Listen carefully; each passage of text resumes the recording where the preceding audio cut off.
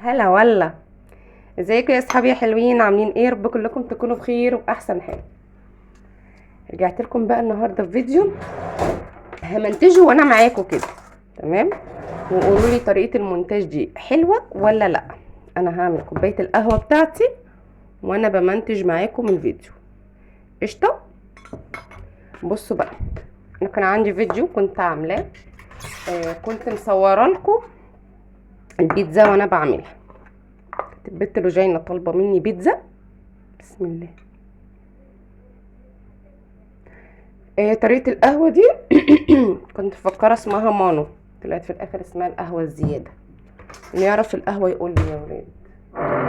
بسم الله. بس بحط معلقة من اللي وقع وبقلب عشان القهوة ما تطلعليش فوق يعني.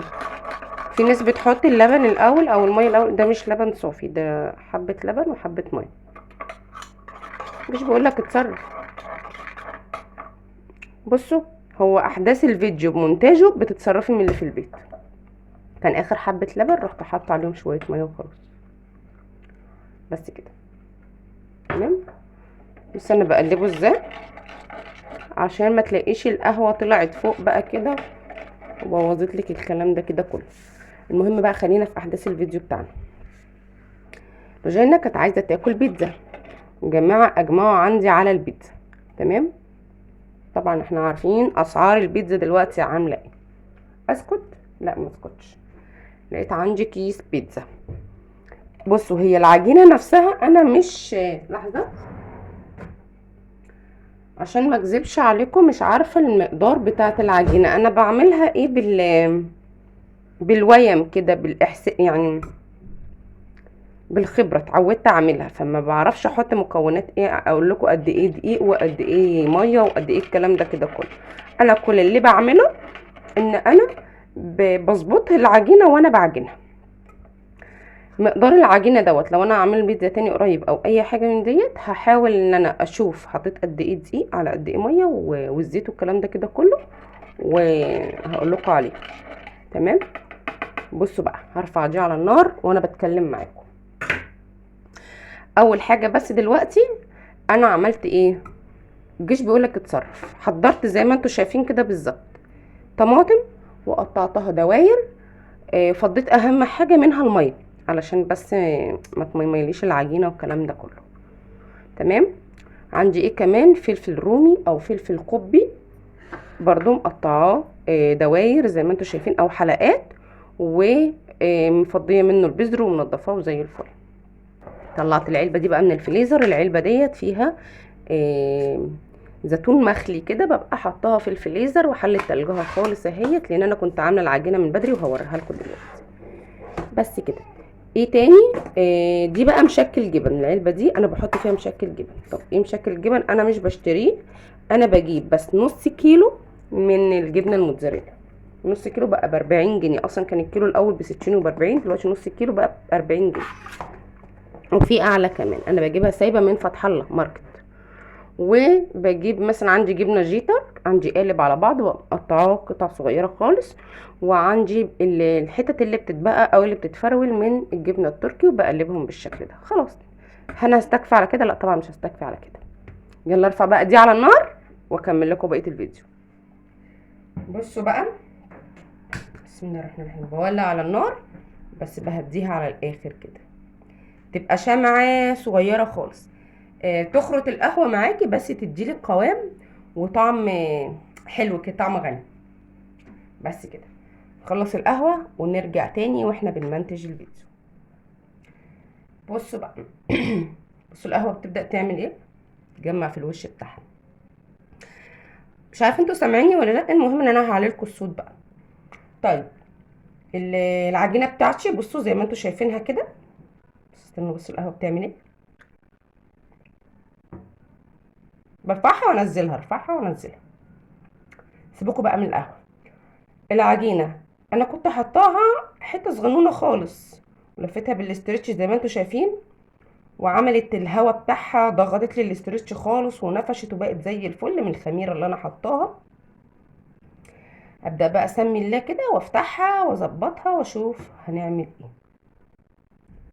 يلا بسم الله.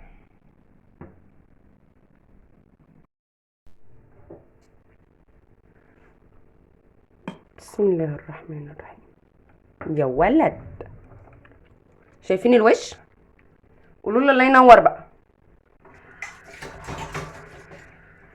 بس الله ينور على القهوه ولا البيتزا. المهم نرجع للبيتزا تاني. فضيت منها الهوا خالص بقى كده اهوت وطلعتها كلها. طيب انا مش هجيب بيتزايه ولا بيتزتين والكلام ده كده كله. بصوا بقى احنا دلوقتي هنعمل كام بيتزا. يعتبر بنص كيلو دقيق، مش بكتير، لان انا بقول لكم الكيسه بتبقى كمان اقل من كيلو، فانا خدت نص الكيسه بالظبط.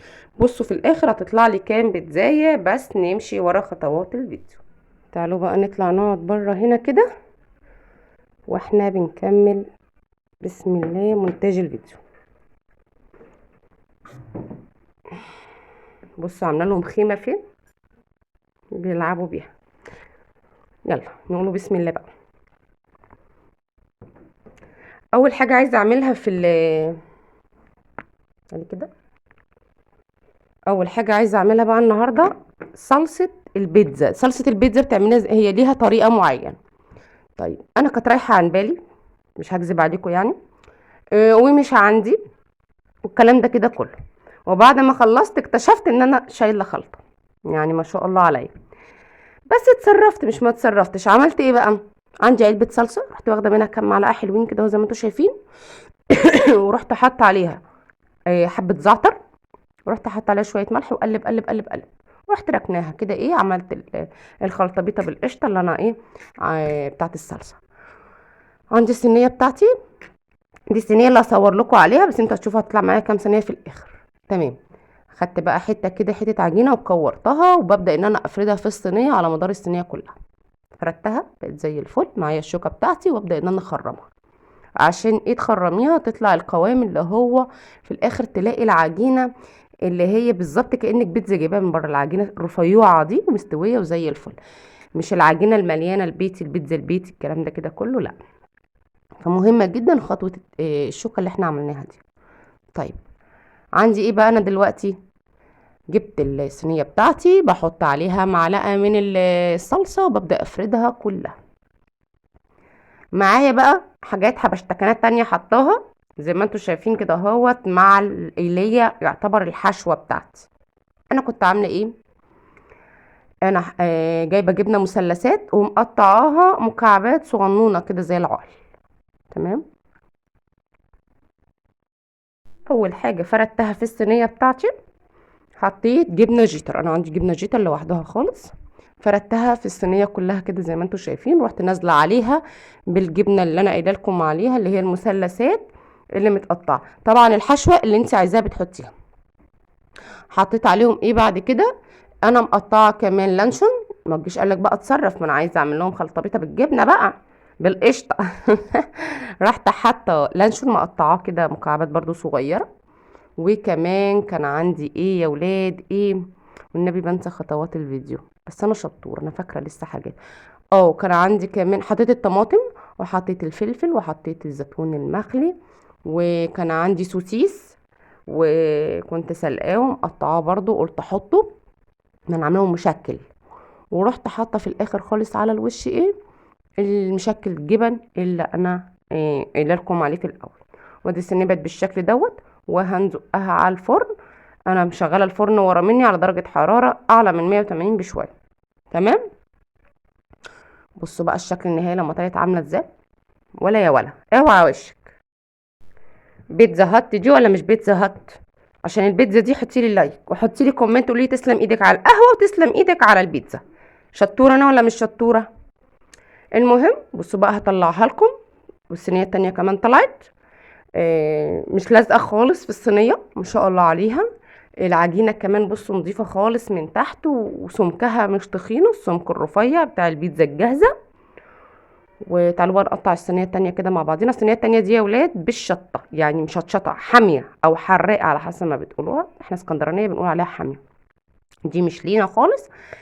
بصوا بقى إيه، بصوا انا بقطعها بوريكم العجينه عامله ازاي. انا هقطع الصينيه المشطشطه الاول وهوريكم على العجينه وكلها زي الفل اهي. وبصوا بقى هنا طلع معايا كام بيتزاية بالحجم الكبير، مش البيتزا الوسط ولا البيتزا الصغيرة، احنا عاملين البيتزا الحجم الجامبو، الحجم الكبير. ايه رأيك؟ غير البيتزاية اللي احنا غلفناها ونزلت لماما، احنا عملنا 4 بيتزات كمان اهما، يعني نص كيلو دقيق بس عملتش 5 بيتزات. ايه رأيك بقى؟ وحبيت كاتشب وحبشتكناتك والشيبسي والبيبسي، وانت كده في مطعم بيتزا هات واحلى كمان. ايه رأيك؟ يلا قولي لي ايه رأيك في فيديو النهاردة، وما تنسيش بدعوة حلوة منك وكومنت لذيذ، واستودعتكم الله ولا اله الا الله، سيدنا محمد رسول الله.